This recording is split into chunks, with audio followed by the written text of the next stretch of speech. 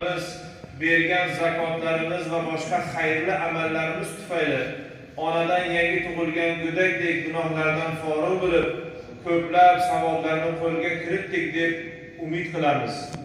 Alloh taolo Qur'oni Karimda Fotir surasining 30-oyatida bunday marhamat qiladi.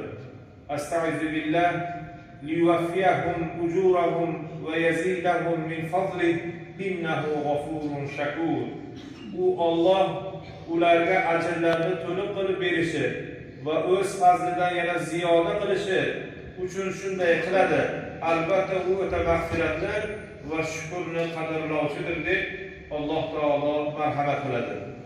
Bu oyatda Alloh taolo solih amal qilgan bandalarga ikki ne'matni va'da qilmoqda.